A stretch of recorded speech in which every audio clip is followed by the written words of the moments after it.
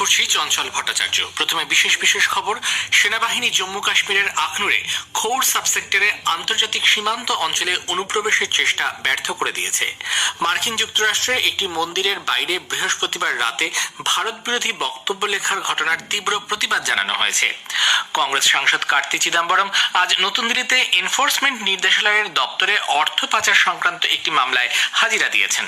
উপরাষ্ট্রপতি বলেছেন, দেশ করার কাজে এবং আন্তর্জাতিক স্তরে স্থিতাবস্থা বজায় রাখার জন্য বেদ গুরুত্বপূর্ণ ভূমিকা পালন করতে পারে। মুম্বাইয়ে মহিলাদের একমাত্র টেস্টের তৃতীয় দিনে অস্ট্রেলিয়া দ্বিতীয় ইনিংসে ভারতের থেকে 46 রানে এগিয়ে রয়েছে। আসছি বিস্তারিত খবরে। জম্মু কাশ্মীরের আখনুরের খৌর সাবসেক্টরে আন্তর্জাতিক সীমান্ত অঞ্চলের সেনাবাহিনী অনুপ্রবেশের চেষ্টা ব্যর্থ করে দিয়েছে। আকাশবাণী সংবাদ বিভাগকে প্রতিরক্ষা দপ্তরের মুখপাত্র জানিয়েছেন, গত মধ্যরাতে নজরদারি চালানোর সময় তারা দেখেন জঙ্গিরা ঢোকার চেষ্টা চালাচ্ছে। সেনাবাহিনী তাদের চ্যালেঞ্জ জানালে গুলির লড়াই শুরু হয়। শেষে তারা পিছু হটতে বাধ্য হয়। অন্যদিকে পুঞ্চ জেলায় জঙ্গি হানায় 4 সেনা জওয়ানের শহীদ হবার পর ওই অঞ্চলে তল্লাশি অভিযান চলছে। বেশ কয়েকজনকে জিজ্ঞাসাবাদের জন্য আটক করা হয়েছে। স্থানীয়দের সাহায্য নিয়ে আফগানিস্তানে প্রশিক্ষণের পর পাক জঙ্গিরা এই আক্রমণ ঘটিয়েছে বলে ধারণা করা হচ্ছে। এই জঙ্গি হামলার ঘটনার তদন্তে অতিরিক্ত বাহিনী যুক্ত করা হয়েছে। আকাশপথে নজরদারির জন্য হেলিকপ্টার এবং স্নিফার ডগ নিয়ে সমগ্র এলাকায় তল্লাশি চালানো হচ্ছে। আরব সাগরে ইসরায়েলের একটি জাহাজ ড্রোন হামলার শিকার হয়। রাসায়নিক পদার্থ বহনকারী ওই জাহাজটিতে আগুন লেগে গেলেও তাতে প্রাণহানির কোনো খবর নেই। ভারতের বিরাভাল থেকে 200 কিলোমিটার দক্ষিণ পশ্চিমে এই হামলার দায় অবশ্য কেউ স্বীকার করেনি। তবে লোহিত সাগরে ইরানের সমর্থনপুষ্ট হাউথি বিদ্রোহীরা এই ধরনের হামলা চালিয়ে থাকে। ইসরায়েলের সঙ্গে হামাসের সংঘাতের পর মাঝ সমুদ্রে জাহাজের ওপর হামলার ঘটনা বেড়েছে। ক্যালিফোর্নিয়ার নিউ ইয়র্কের স্বামীনারায়ণ মন্দিরের বাইরে বৃহস্পতিবার রাতে ভারত বিরোধী বক্তব্য লেখার ঘটনার তীব্র প্রতিবাদ জানানো হয়েছে। সান ফ্রান্সিসকোর ভারতীয় কনসুলেট জেনারেল সামাজিক মাধ্যমে এক বার্তায় বলা হয়েছে, ভারতীয় সম্প্রদায়ের ভাবাবেগে এর ফলে আঘাত লেগেছে। মার্কিন কর্তৃপক্ষ যাতে দুষ্কৃতীদের বিরুদ্ধে ব্যবস্থা নেয় তার জন্য ভারত অনুরোধ জানিয়েছে। বিজেপি জাতীয় কর্মী সমিতির দুদিনের বৈঠক গতকাল নতুন দিল্লিতে দলের মুখ্য কার্যালয়ে শুরু হয়েছে। বৈঠকে পৌরোহিত্য করেন দলের সর্বভারতীয় সভাপতি জেপি নাড্ডা।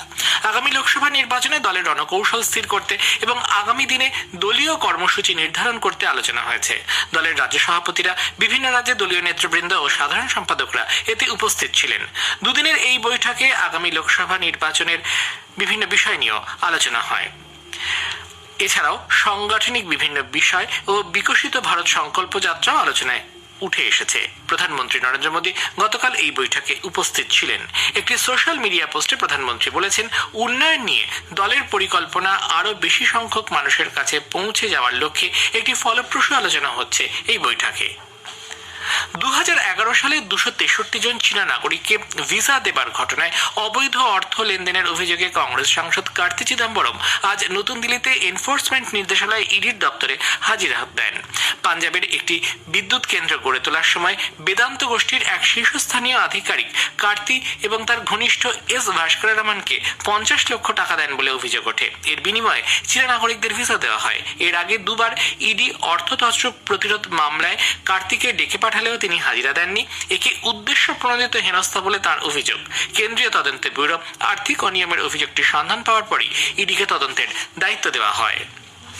এদিকে ইডি বিহারের উপমুখ্যমন্ত্রী তেজস্বী যাদবকে জমির বিনিময়ে চাকরি কাণ্ডে অর্থ তছরূপ মামলায় নতুন করে সমন পাঠিয়েছে।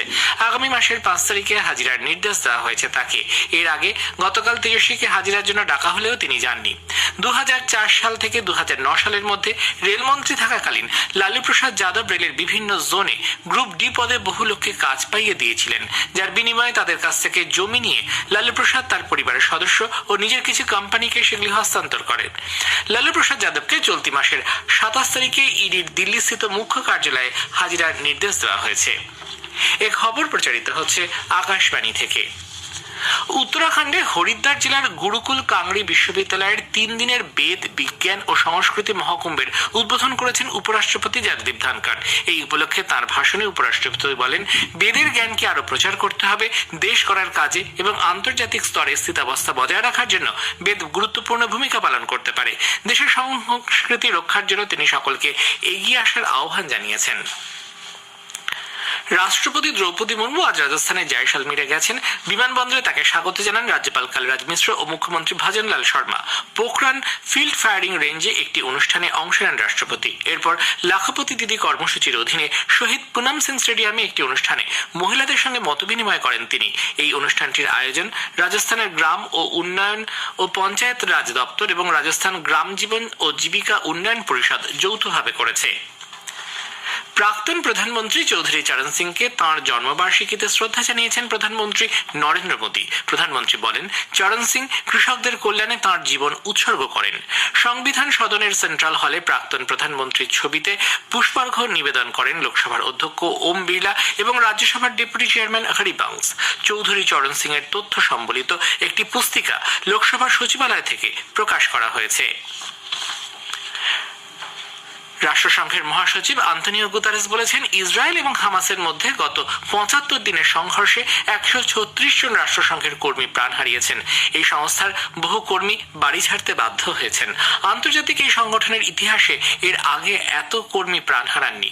মহাসচিব মৃত কর্মীদের এবং গাজা ভূখণ্ডে যারা প্রাণের ঝুঁকি নিয়ে ত্রাণ ও উদ্ধার কাজ চালাচ্ছেন তাদের সকলের প্রতি শ্রদ্ধা নিবেদন করেছেন।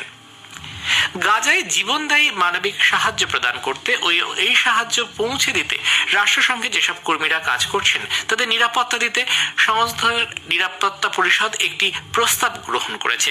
সংযুক্ত আরব আমিরশাহীর আনা এই প্রস্তাবে মহাসচিব আন্তোনিও গুতেরেসকে ত্রাণ কার্যের জন্য একজন উচ্চপদস্থ সমন্বয়কারী আধিকারিক নিযুক্ত করার কথা বলা হয়েছে। রাষ্ট্রসংঘের নির্দেশে গাজা ভূখণ্ডে মানবিক সাহায্যের বিষয়টি তত্ত্বাবধান করবেন এই আধিকারিক। প্রস্তাবে গাজায় যুদ্ধবিরতির কথাও বলা হয়েছে। পণবন্দীদের নিঃশর্তে মুক্তি ও তাদের কাছে সব ধরনের সাহায্য পৌঁছে দেওয়ার কথাও উল্লেখ রয়েছে এই প্রস্তাবে।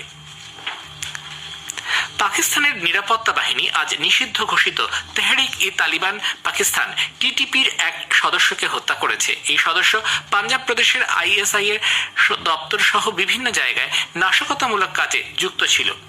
সন্ত্রাস বিরোধী দপ্তর এক বিবৃতিতে জানিয়েছে, লাহোর থেকে ২০০ কিলোমিটার দূরে চিনিওটে কয়েকজন জঙ্গি লুকিয়ে আছে। এই খবর পেয়ে নিরাপত্তা বাহিনী সেখানে অভিযান চালায়। মার্কিন রাষ্ট্রপতি জো বাইডেন সেদেশের প্রতিরক্ষা সংক্রান্ত এক বিলে স্বাক্ষর করেছেন। এর ফলে $৮৮,৬০০ কোটি সামরিক খাতে ব্যয় করা সম্ভব হবে, যা এক রেকর্ড। ইউক্রেনকে সামরিক সাহায্য এবং ভারত প্রশান্ত মহাসাগরীয় অঞ্চলে চীনের বিরুদ্ধে ব্যবস্থা গ্রহণের জন্য এই বরাদ্দ বিশেষ সহায়ক হবে। মার্কিন কংগ্রেসে গত সপ্তাহে বিলটি পাস হয়েছে। চীনের গানসু প্রদেশে এই সপ্তাহের শুরুতে যে ভূমিকম্প হয়েছিল তাতে মৃতের সংখ্যা বেড়ে হয়েছে ১১৭। গানসুর বাইরে অন্যান্য অঞ্চলে আরো ৪১ জন মারা গেছেন। ১৮ তারিখের ভূমিকম্পের তীব্রতা ছিল রিক্টার স্কেলে ৬.২।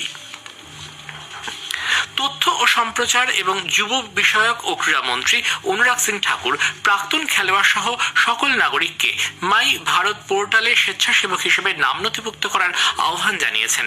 দেশের যে কোনো প্রান্তের প্রতিভাবান খেলোয়াড়দের সম্পর্কে ভিডিও তৈরি করে এই পোর্টালে দেবার জন্য অনুরোধ জানান তিনি। এদের প্রতিভার বিকাশ ঘটানোর দায়িত্ব সরকারের। বিশিষ্ট ক্রীড়াবিদদের তিনি সপ্তাহে অন্তত ২ ঘন্টা তাঁদের এলাকার তরুণদের প্রশিক্ষণের পরামর্শও দিয়েছেন। বিকশিত ভারত সংকল্প যাত্রা কর্মসূচির আওতায় ১ কোটির বেশি আয়ুষ্মান কার্ড বিতরণে সন্তোষ প্রকাশ করেছেন প্রধানমন্ত্রী নরেন্দ্র মোদী। এক সোশ্যাল মিডিয়া পোস্টে তিনি বলেন, এটি এক মাইল ফলক স্পর্শ করেছে।